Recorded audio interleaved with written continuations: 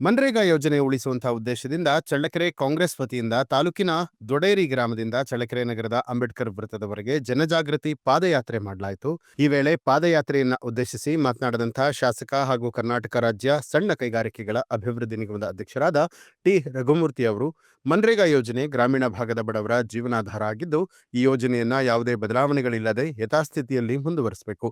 ಕೇಂದ್ರ ಸರ್ಕಾರ ಮಂಡಿಸಿರುವಂತಹ ಹೊಸ ಆದೇಶ ಸರಿಯಿಲ್ಲ. ಹಾಗಾಗಿ ಹಳೆ ನಿಯಮಗಳನ್ನೇ ಜಾರಿಗೊಳಿಸಿದರೆ ಮಾತ್ರ ಜನಸಾಮಾನ್ಯರಿಗೆ ಒಳಿತಾಗತ್ತೆ ಅಂತ ಹೇಳಿದ್ರು.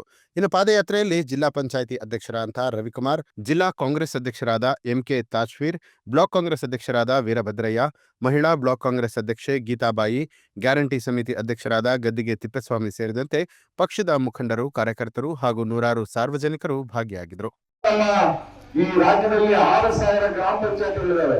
ಯಾರು ಗ್ರಾಮ ಪಂಚಾಯತ್ ಮೆಂಬರ್ಗಳು, ಗ್ರಾಮ ಪಂಚಾಯತ್ ಅಧ್ಯಕ್ಷರುಗಳು ಪಕ್ಷಾತೀತವಾಗಿ ಜಗಳ ಆಡದೆ ಒಬ್ಬರಿಗೊಬ್ಬರು ಬೇರೆ ಕಿತಾಪತಿ ಅಂದ್ರೆ ಒಬ್ಬರ ಮೇಲೆ ಅರ್ಜಿ ಬರೆಯೋದಂತ ಕೆಲವು ಗ್ರಾಮ ಪಂಚಾಯತ್ ಹೊರತುಪಡಿಸಿ ಪ್ರತಿಯೊಂದು ಗ್ರಾಮ ಪಂಚಾಯತ್ನಲ್ಲಿ 1 ವರ್ಷಕ್ಕೆ 1 ಕೋಟಿ ಅನುದಾನವನ್ನ ಖರ್ಚು ಮಾಡುವಂತ ಒಂದು ಹಕ್ಕು ಗ್ರಾಮ ಪಂಚಾಯತ್ ಅಧ್ಯಕ್ಷರಿಗೆ, ಸದಸ್ಯರಿಗೆ ಇತ್ತು. ಗ್ರಾಮದಲ್ಲಿ ಯಾರು ಬೇಕಾದ್ರೂ ಕೂಲಿ ಮಾಡುವಂತ ಅಧಿಕಾರ ಇತ್ತು. ಈಗ ಅದನ್ನ ಜಾಬ್ ಕಾರ್ಡ್ ಆಧಾರ ಮೇಲೆ ಮಾಡ್ತಾ ಇದ್ರು, ನಿಮಗೇನೆ ಬ್ಯಾಂಕಿಗೆ ಬರಂತ ಕೆಲಸ ಆಗ್ತಿತ್ತು.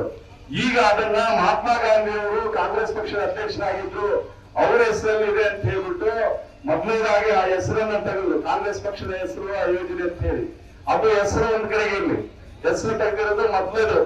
ಎರಡನೇದು ಅದರಲ್ಲಿ ಏನ್ 100 ದಿವಸ ಇತ್ತು, ಬಹುಶಃ 100 ದಿವಸದ ಜೊತೆಗೆ ನಮ್ಮ ಆ ಒಂದು ಯೋಜನೆಯಲ್ಲಿ ಬರಗಾಲ ಬಂದಂತ ಸಂದರ್ಭದಲ್ಲಿ, ಮಳೆ ಬಂದಂತ ಸಂದರ್ಭದಲ್ಲಿ ಎಲ್ಲಿ ಅವಶ್ಯಕತೆ ಇದೆ ಅಂದ್ರೆ 150 ದಿವಸ ಮಾಡಲಿಕ್ಕೆ ಅವಕಾಶ ಇತ್ತು.